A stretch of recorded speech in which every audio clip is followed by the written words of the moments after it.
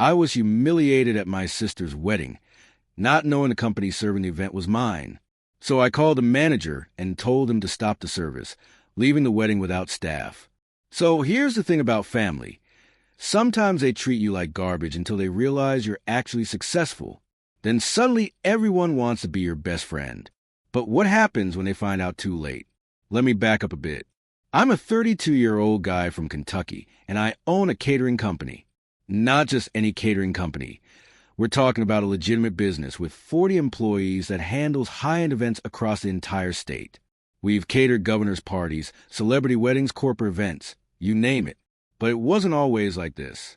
15 years ago, I was just a kid with a dream and about $300 to my name. I started with a tiny cafe in my hometown that could barely fit 10 people. The place was so small that when I opened the oven door, customers had to squeeze against the wall to let me pass. But I had this vision, you know? I wanted to work for myself, be my own boss, and build something real. The journey wasn't exactly a walk in the park.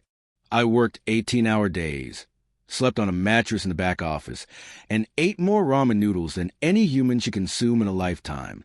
I missed birthdays, holidays, social events.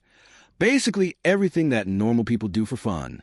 While my friends were out partying and dating, I was perfecting my pulled pork recipe and figuring out how to make my books balance. But here's what made it all worth it. Watching my little cafe grow into something bigger. First, I started getting catering requests from locals who loved my food. Then word spread, and I began handling small office parties and birthday celebrations. Within 3 years, I had saved enough to rent a proper commercial kitchen space and hire my first employee, a sweet old lady named Martha, who could make biscuits that would make your grandmother weep with joy. The real breakthrough came when I landed my first wedding contract. It was terrifying and exhilarating at the same time. 200 guests, outdoor venue, Kentucky summer heat. Basically everything that could go wrong in the catering world rolled into one event. But we nailed it. The bride's mother hugged me so tight. I thought she might crack a rib, and suddenly my phone started ringing nonstop. Fast forward to today, and I've got a team of professionals who could cater the Super Bowl halftime show if someone asked. We've got specialized equipment, climate control trucks, and a reputation that speaks for itself. I'm genuinely proud of what I built from nothing. This context matters because without understanding how hard I worked to get here, you won't fully grasp just how insulting what happened at my sister's wedding really was. Now, about my family situation, it's complicated, and that's putting it mildly. My mom died when I was 15, which was devastating enough on its own. But what made it worse was how quickly my dad moved on. Within a year, he married Karen, my stepmother, who apparently viewed any reminder of my mom as a personal threat to her new status as queen of the household. Karen wasn't content with just being Dad's new wife. She wanted to completely erase my mother's memory from our lives. Photos disappeared from walls. Mom's recipes got thrown away. And even mentioning her name became this awkward, tension-filled moment that everyone tried to avoid. Dad just went along with it, probably because he thought it was easier than dealing with the drama. My younger sister Emma was only 12 when Mom died, so she adapted to the new family dynamic much easier than I did. Karen basically raised her through her teenage years, and they developed this close relationship that I never had with my stepmother. Meanwhile, I felt like an outsider in my own house, watching this woman systematically erase everything that connected us to our real mother. The relationship between Karen and me was toxic from day one. She had this condescending attitude toward everything I did, especially when I started talking about opening my own business. She called my cafe dream playing restaurant and suggested I get a real job, like working at the local factory or joining the military. When I actually opened the cafe, she referred to it as my little food truck project. Even though it was a brick-and-mortar establishment, things really went south during my college years. Dad had promised to help with tuition, but when push came to shove, he said the family finances were too tight.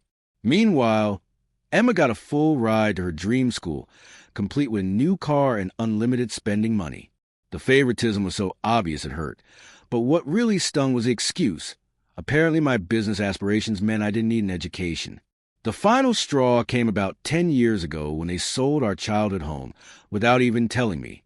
I found out through a neighbor who mentioned seeing the moving truck. When I called Dad, he said they needed to downsize and didn't think I'd be interested in keeping anything from a house. Everything that belonged to Mom, her jewelry, photo albums, personal items I'd hoped to preserve, got donated to charity or thrown away. That's when I decided I was done. I blocked their numbers, unfriended them on social media, and focused entirely on building my business.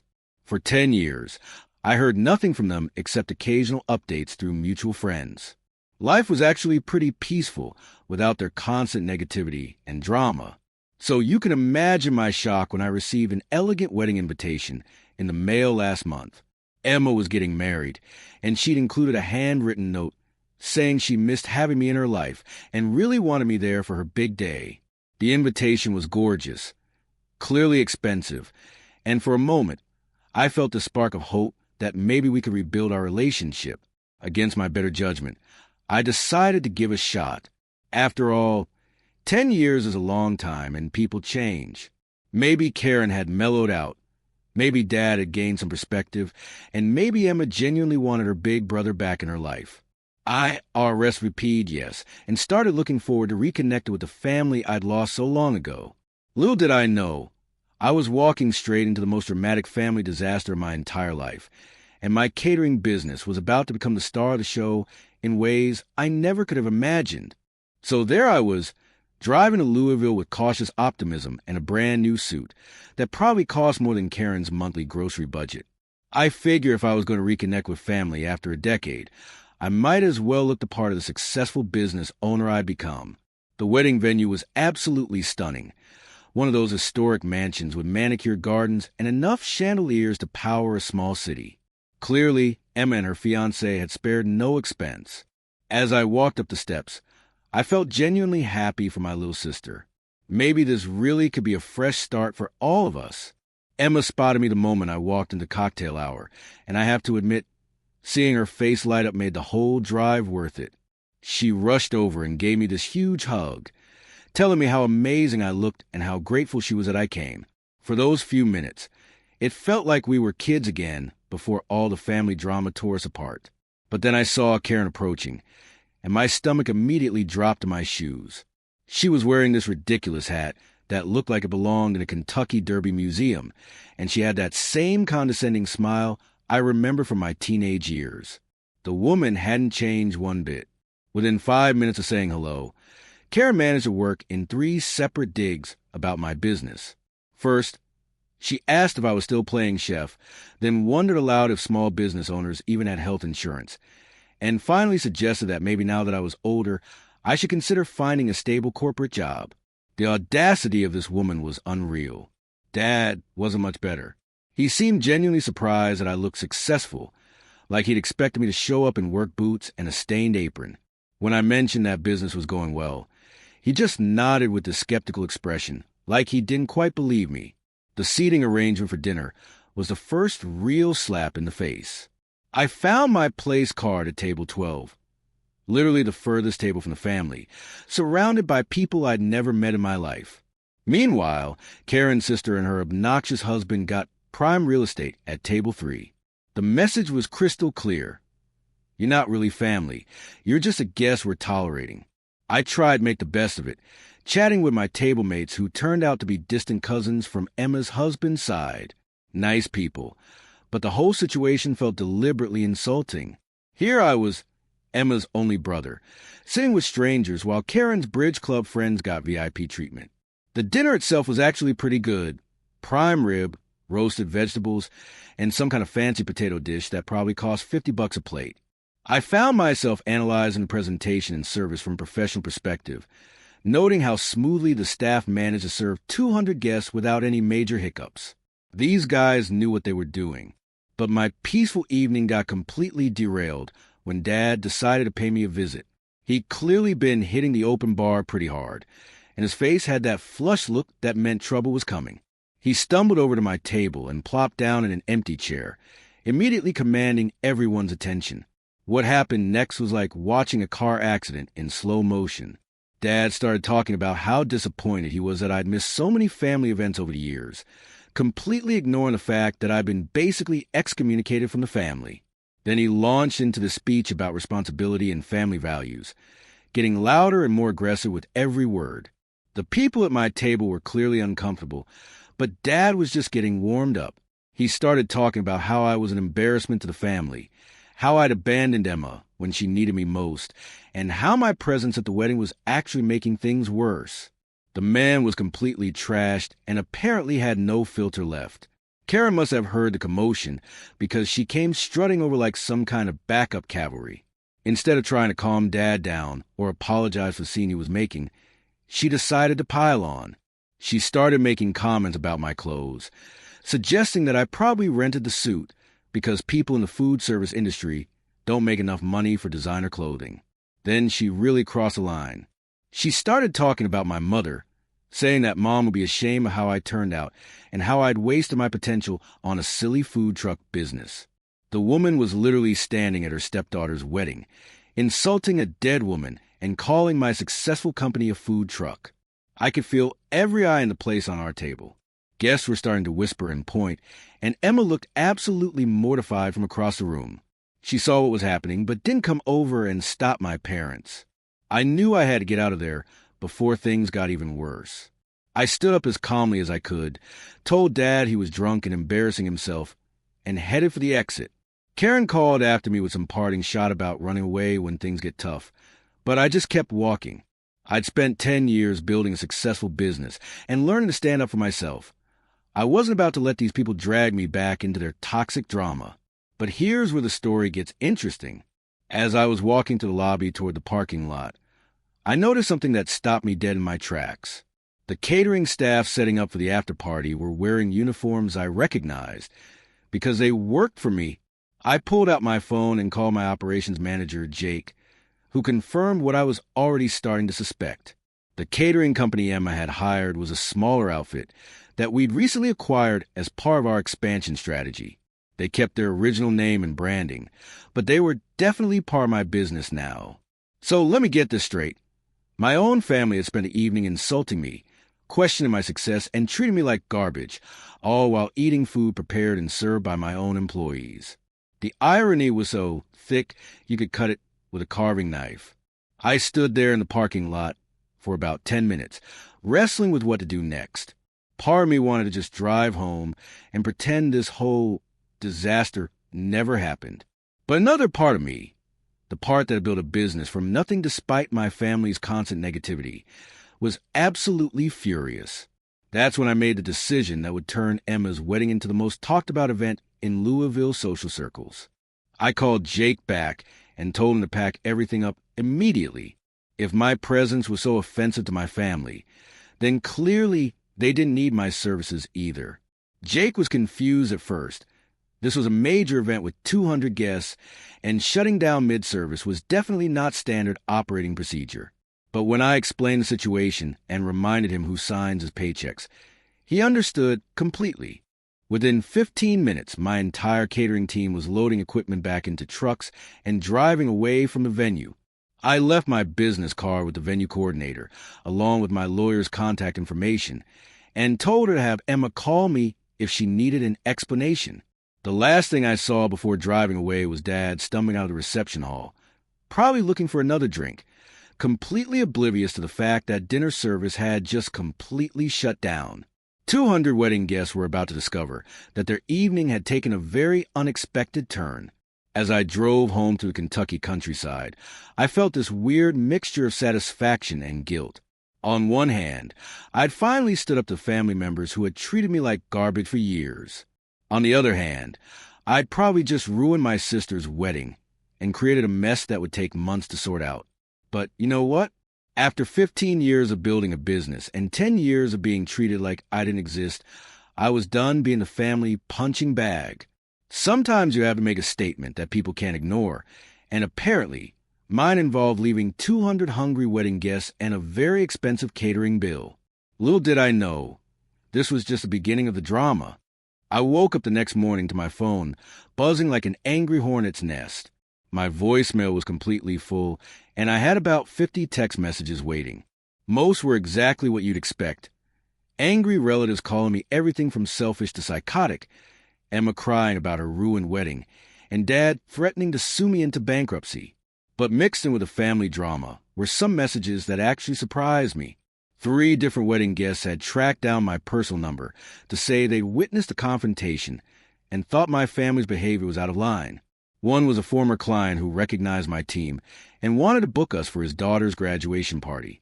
The most surprising message came from Emma's new mother-in-law, who said she'd been horrified by how Karen and Dad treated me. She mentioned trying to intervene, but didn't want to cause more drama. The woman actually apologized on behalf of her family for not speaking up.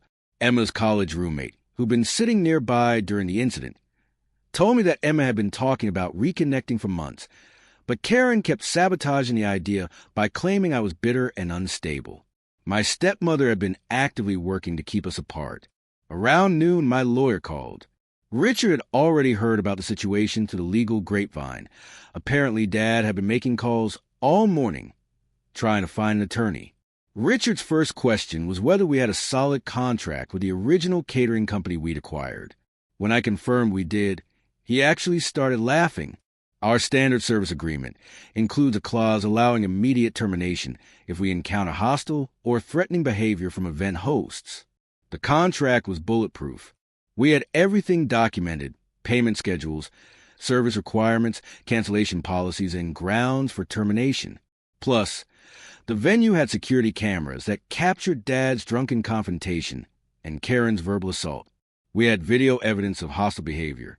Richard explained we were not only protected legally, but had grounds for a countersuit if Dad pushed things further.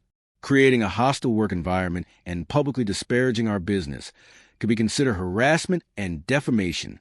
My operations manager, Jake, called to report that several wedding guests had already contacted our office asking for quotes. Apparently, watching our team handle a crisis professionally had impressed people. Even while packing up, our staff remained courteous and efficient. The really interesting development came when Tom, Emma's husband, called personally to apologize for his new in-law's behavior. The reception had turned into complete disaster after we left, with guests standing around confused while the venue scrambled for alternative food options. Tom seemed genuinely embarrassed about the whole situation and asked if there was any way to resolve things quietly. He mentioned that several guests had approached him asking what happened, and he didn't know how to explain that his wife's family had essentially chased away their own catering company. Meanwhile, Dad and Karen were apparently telling everyone who would listen that I was mentally unstable and had sabotaged the wedding out of jealousy. They were painting themselves as victims of my supposed breakdown. Richard suggested we get ahead of their narrative by documenting everything. We pulled the security footage, gathered witness statements from guests who'd seen the confrontation, and compiled a timeline of events. If they wanted to play hardball, we had ammunition. The funniest part was when Karen tried to leave negative reviews of my company on every platform she could find. Most got flagged as fake, since she'd never actually been a paying customer, and the few that stuck actually backfired when people started asking for more details about what happened. By the end of the week, Dad's lawyer finally contacted Richard. Turns out, no attorney wanted to take a case where the plaintiff had created a hostile environment while intoxicated and been caught on camera. The legal consensus was pretty clear. We had every right to terminate service under those circumstances. Dad's lawyer suggested mediation instead of litigation. They wanted to negotiate a partial refund in exchange for a non-disclosure agreement. Richard counteroffered. We returned 50% of the deposit if they signed a comprehensive NDA and agreed to stop disparaging our business. The whole situation had actually generated more business than we'd lost. Word travels fast in catering circles, and other companies started reaching out to ask how we handle crisis situations so professionally. Apparently, maintaining composure under pressure is a valuable skill in the events industry. Emma called me directly for the first time in years, crying and apologizing for everything that happened. She said she'd had no idea how badly Dad and Karen would behave, and that she was mortified by their actions. She begged me to consider rebuilding our relationship despite the disaster. I told her I was willing to try, but only if she understood that I wouldn't tolerate being disrespected by our family anymore. Those days were over. She promised things would be different and asked if we could meet for coffee to talk things through properly. The legal stuff was moving toward resolution, but the family drama was just getting started. Apparently, the wedding disaster had exposed some deeper issues in Emma's relationship with our parents, and she was starting to ask questions about things that had happened over the years. Richard wrapped up the formal negotiations within 2 weeks. Dad and Karen signed everything without admitting fault. We returned half their deposit, and everyone agreed to keep their mouths shut about the details. From a business perspective, we'd handled the crisis perfectly and actually came out ahead. But the personal side of things was far from over. Emma's marriage was apparently having some serious strain because of how her parents had behaved, and she was starting to realize that maybe I hadn't been the problem all those years. The whole experience taught me that sometimes standing up for yourself has unexpected consequences, not all of them bad. While the legal stuff was wrapping up, Karen apparently decided that signing a non-disclosure agreement didn't mean she had to stop trying to destroy my business behind the scenes. My assistant started getting weird calls from people claiming to be potential clients, asking strange questions about our liability and whether we'd ever abandoned events before. It didn't take long to figure out what was happening. Karen was calling my business contacts, pretending to be interested customers, and spreading rumors about the wedding incident. The woman was actually dedicating her free time to corporate espionage, which was both pathetic and slightly impressive. Richard sent her a formal cease and desist letter, but the damage control became a full-time job for about 2 weeks. I had to personally call several long-term clients to explain what had actually happened and provide them with documentation if they wanted it. Most were understanding, especially after seeing security footage. The ironic part was that Karen's amateur sabotage campaign actually backfired spectacularly. Word got around the Louisville social scene that she was making fake calls to local businesses, and her reputation took a bigger hit than mine ever did through one of my business partners. I learned some interesting details about what had been happening behind the scenes before the wedding. Apparently, Karen had been an absolute nightmare to work with during the planning process, constantly changing requirements and arguing with every vendor involved. The wedding planner had actually considered dropping Emma as a client because Karen kept showing up to meetings uninvited and contradicting decisions that had already been made. The florist, photographer, and venue coordinator all had similar stories about dealing with her controlling behavior. Emma's husband, Tom, reached out again, this time with some information that explained a lot about the family dynamics I'd missed over the past decade. Turns out, Karen had been systematically taking control of Dad's finances, gradually transferring assets into her name and isolating him from friends who might question her decisions. Tom had noticed that Dad seemed different lately, more dependent on Karen for basic decisions and less confident about family matters. He suspected that the aggressive behavior at the wedding might have been encouraged by Karen, who saw my return as a threat to her control over the family. The most shocking revelation came when Emma started going through some old family documents while helping Dad organize his home office. She discovered that Karen had been forging Dad's signature on various legal documents, including the sale of our childhood home and some investment account transfers. Emma brought this information to Tom's family lawyer, who immediately recognized it as potential elder abuse and financial exploitation. Suddenly, the wedding drama was looking like the tip of a much bigger iceberg involving serious criminal activity. Dad's original threat to sue me had completely disappeared once his lawyer realized that any legal discovery process would expose Karen's financial shenanigans. Instead, they were now desperately trying to keep everything quiet while figuring out how much damage she'd done to his assets over the years. Emma called me in tears, apologizing not just for the wedding disaster, but for years of believing Karen's stories about why I cut contact with the family. She was starting to realize that Karen had been manipulating situations to keep us apart because I might have noticed the financial abuse earlier. The settlement negotiations took an interesting turn when Richard discovered that Karen had used Dad's credit cards to pay for part of the wedding expenses, including our catering deposit. Technically, she committed credit card fraud, which gave us additional leverage in the discussions. We ended up keeping the entire deposit and receiving an additional settlement payment to cover our legal expenses and lost business opportunities. Dad's lawyer was so eager to avoid criminal charges against Karen that they basically agreed to whatever Richard proposed. Meanwhile, my business was experiencing an unexpected boom. The story of how we'd handled the crisis had spread through professional networks, and we were getting inquiries from event planners who specifically wanted a catering company that could maintain standards under pressure. One corporate client told me they were impressed that we'd chosen professional integrity over a big payday, even when it meant walking away from a lucrative contract. Apparently, standing up to bullies was good for business reputation. Emma and Tom announced they were postponing their honeymoon indefinitely while dealing with the family legal issues. Tom's parents had offered to pay for a second, smaller ceremony once everything got sorted out. Basically a do-over wedding without the toxic drama. Dad seemed to be slowly waking up to how much control he'd surrendered to Karen over the years. Tom mentioned that he'd started asking questions about financial decisions and demanding to see account statements that he hadn't looked at in years. The whole situation had created a domino effect that nobody saw coming. What started as a family confrontation at a wedding had exposed financial fraud, elder abuse, and years of emotional manipulation. Karen's attempt to humiliate me had backfired in ways she never could have imagined. By the time all the legal paperwork was finalized, we'd not only cleared our company of any wrongdoing, but actually improved our reputation in the process. Sometimes the best marketing is just doing the right thing, even when it costs you money in the short term. Emma asked if I'd be willing to cater their second ceremony, and honestly, I was torn. Part of me wanted to help rebuild our relationship, but another part wondered if getting involved with family events again was asking for trouble.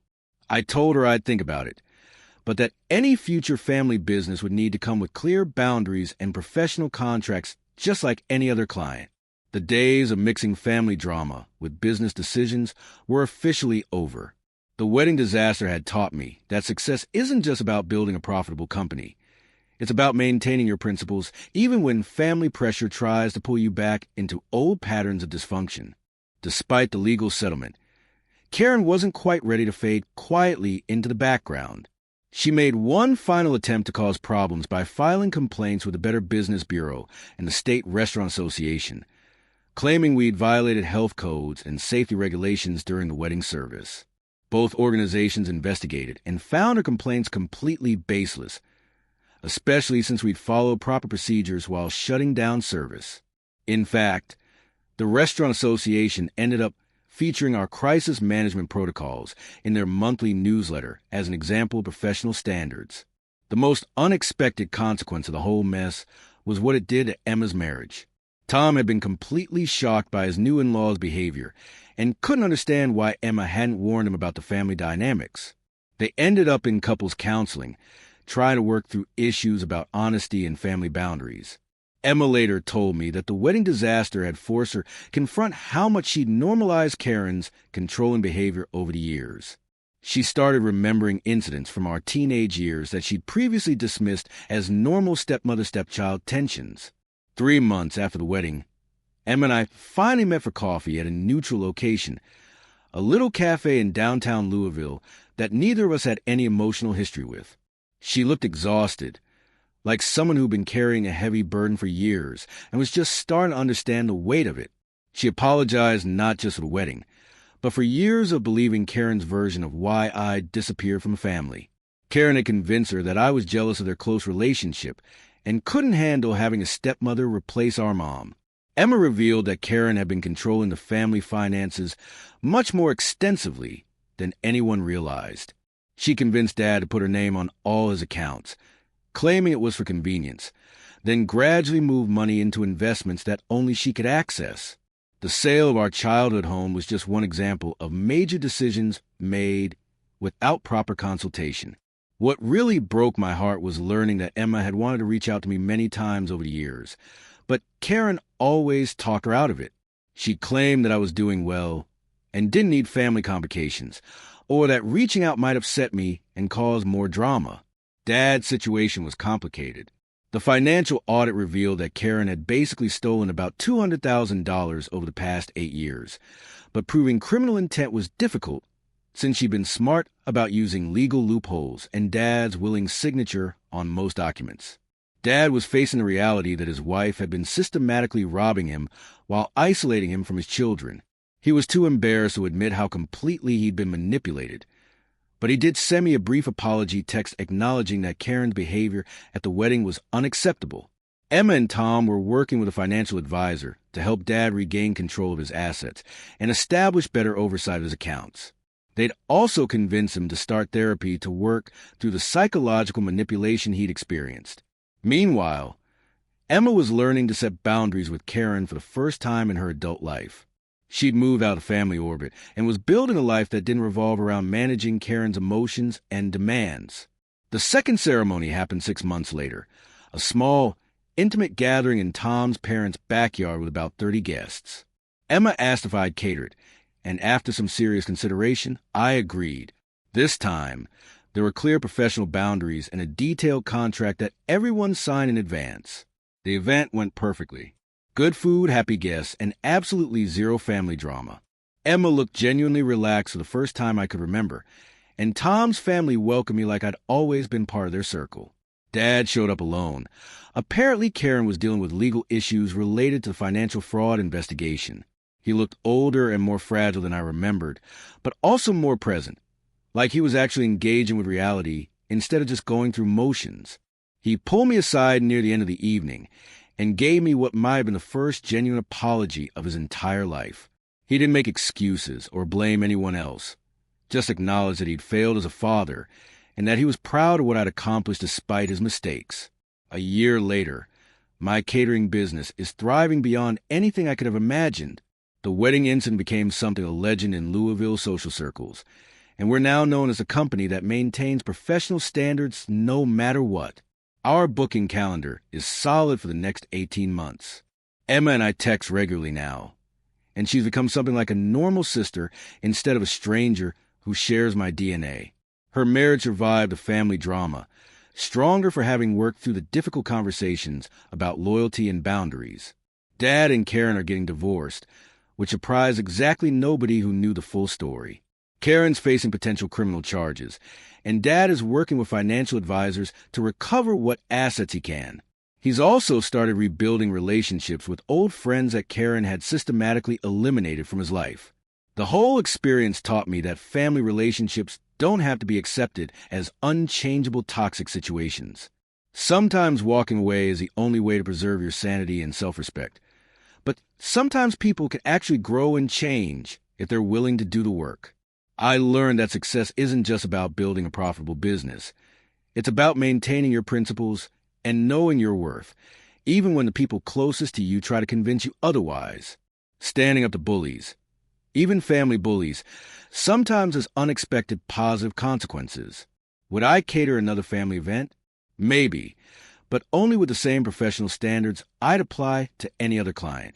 The days of mixing family drama with business decisions are permanently over, and honestly, that boundary has made both aspects of my life much healthier. The funniest part of this whole story is that Karen's attempt to humiliate me at Emma's wedding ended up being the best thing that ever happened to my business.